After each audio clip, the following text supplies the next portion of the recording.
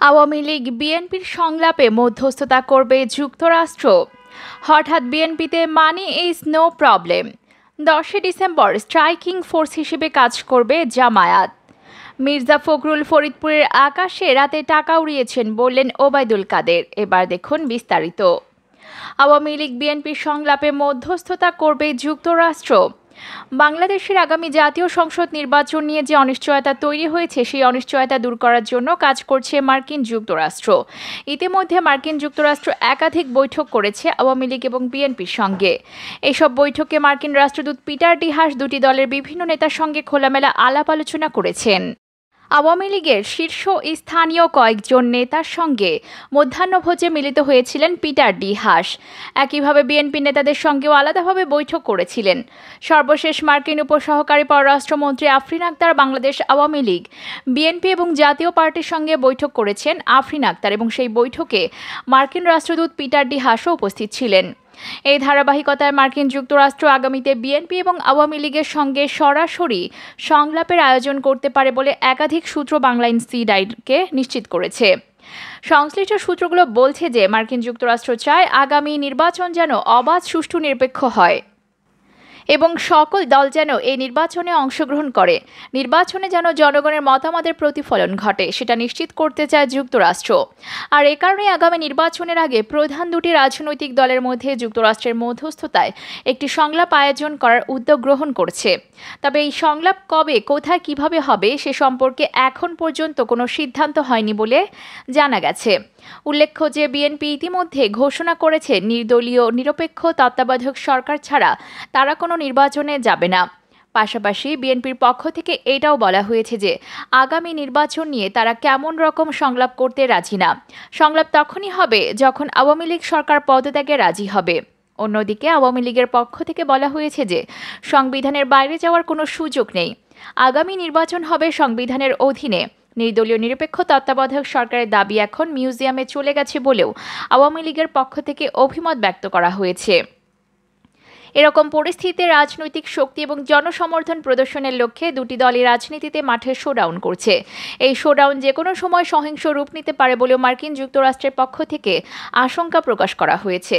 মার্কিন যুক্তরাষ্ট্র মনে করে যে দুটি রাজনৈতিক দলকে একটি সমঝোতায় আসা উচিত এবং এই সমঝোতায় আসার জন্য সংলাপের কোনো বিকল্প নেই। আর এই সংলাপে মার্কিন যুক্তরাষ্ট্রের মধ্যস্থতা করতে উৎসাহী বলে তারা জানিয়েছে।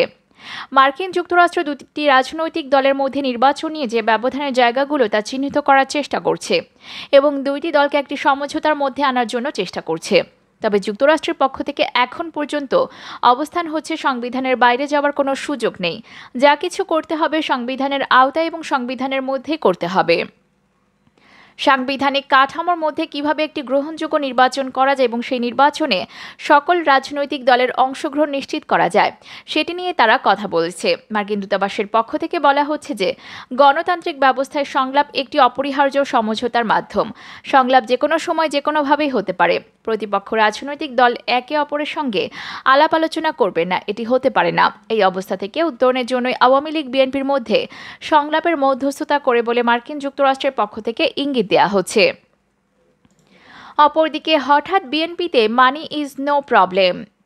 বিএনপি এখন সরকারের বিরুদ্ধে আন্দোলন করছে। আন্দোলনের অংশ হিসেবে ঢাকার বাইরে বিভিন্ন সাংগঠনিক বিভাগীয় শহরে তারা মহাসমাবেশ করছে।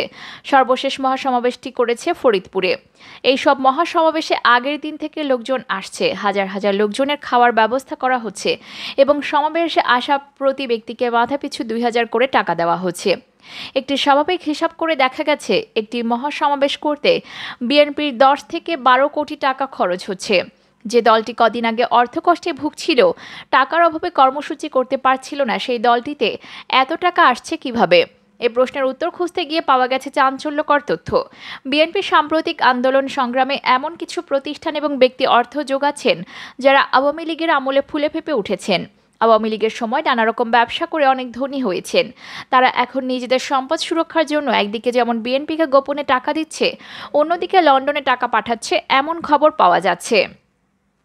একাধিক দায়িত্বশীল সূত্রগুলো বলছে যে কয়েকটি প্রধান শিল্প গ্রুপ ছাড়া যে সমস্ত প্রতিষ্ঠানগুলো একসময় হাওয়া ভবনের ঘনিষ্ঠ ছিল, পরবর্তীতে আবার আওয়ামী লীগ আমলে আওয়ামী লীগের ঘনিষ্ঠ হয়েছে এবং আওয়ামী লীগের ঘনিষ্ঠতার সুযোগে পাওয়ার প্ল্যান্ট, ব্যাংক সহ নানা রকম ব্যবসা হাতিয়ে নিয়েছে তারা এখন গোপনে গোপনে বিএনপিকে অর্থায়ন করছেন।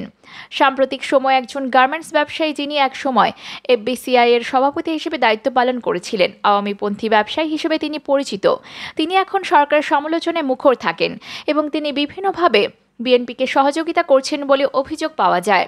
একইভাবে ব্যাংকের সঙ্গে যুক্ত অন্তত দুজন ব্যক্তি, যারা একাধিক ব্যাংকের মালিকানা, তারাও এখন বিএনপিকে গোপনে অর্থায়ন করছে এমন অভিযোগ পাওয়া গেছে। এরকম অভিযোগগুলোর ব্যাপারে আইনশৃঙ্খলা রক্ষাকারী বাহিনী খতিয়ে দেখছে এবং কারা অর্থ কিভাবে যোগান দিচ্ছেন সেই তথ্য অনুসন্ধানের চেষ্টা করছে।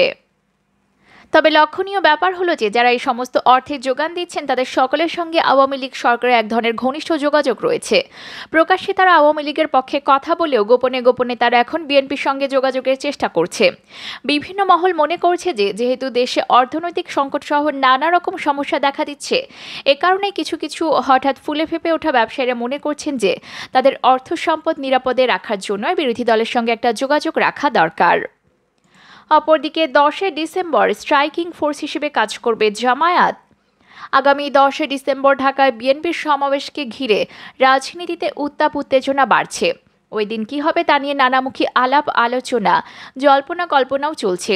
যদিও আওয়ামী লীগের পক্ষ থেকে বলা হচ্ছে যে জনগণের ক্ষতি সাধন করে জানমালের নিরাপত্তা বিঘ্নিত করে এমন কোনো কর্মসূচি প্রতিহত করা হবে।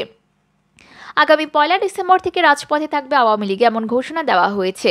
1 থেকে 31 ডিসেম্বর পর্যন্ত আওয়ামী লীগ বিভিন্ন পর্যায়ে বিজয় উৎসব পালন করবে। প্রতিদিন পাড়ায়, মহল্লায়, ওয়ার্ডে নানা রকম অনুষ্ঠানের আয়োজন করার উদ্যোগ নেওয়া হয়েছে। তাছাড়া 3 ডিসেম্বর অনুষ্ঠিত হতে যাচ্ছে আওয়ামী লীগের অন্যতম অঙ্গ সংগঠন ছাত্রলীগের সম্মেলন। সবকিছু মিলিয়ে ডিসেম্বর মাসে রাজপথে থাকবে আওয়ামী লীগ। আর এই কারণে বিএনপির এই মহাসমাবেশকে ঘিরে উত্তেজনা বাড়ছে। আওয়ামী লীগ এবং বিএনপির পাল্টাপাল্টি অবস্থান রাজপথে সহিংসতা এবং রাজনৈতিক ক্ষেত্রে উত্তাপ উত্তেজনা আরও বাড়াতে পারে বলে রাজনৈতিক বিশ্লেষকরা মনে করছেন। অপরদিকে মির্জা ফখরুল ফরিদপুরের আকাশে রাতে টাকা উড়িয়েছেন বললেন ওবায়দুল কাদের।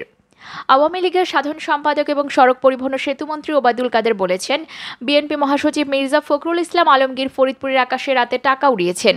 তিনি এখনই এমপি বানানোর কথা বলে দলীয় নেতাকর্মীদের কাছ থেকে মনোনয়ন বাণিজ্য শুরু করেছেন। বিকালে ব্রাহ্মণবাড়িয়া জেলা আওয়ামী লীগের ত্রিবার্ষিক সম্মেলনে উদ্বোধনের বক্তব্যে তিনি কথা বলেন। ব্রাহ্মণবাড়িয়া শহরের নিয়াজ মোহাম্মদ স্টেডিয়ামে এই সম্মেলন অনুষ্ঠিত হয়। ওবায়দুল কাদের বলেন, মির্জা ফখরুল কাকে কাকে মনোনয়ন দেবেন, মনোনয়নের কথা বলে বস্তায় বস্তায় টাকা নিচ্ছেন। তারেক জিয়া বস্তায় বস্তায় টাকা সুইস ব্যাংকে টাকা পাঠিয়েছেন। তাদের এই বাণিজ্যের বিরুদ্ধে খেলা হবে আন্দোলনে, খেলা হবে নির্বাচনে। তাদের বিরুদ্ধে লাল কার্ড দেখাবে জনগণ। তিনি আরও বলেন, এই বাংলা ইতিহাস বীরের ইতিহাস, বিশ্বাসঘাতকতার ইতিহাস। জিয়াউর রহমান যদি হত্যাকারীদের সঙ্গে না থাকতেন তাহলে বঙ্গবন্ধুর খুনিদের সাহস হতো না। জিয়াউর রহমান খুনিদের পুরস্কৃত করেছেন।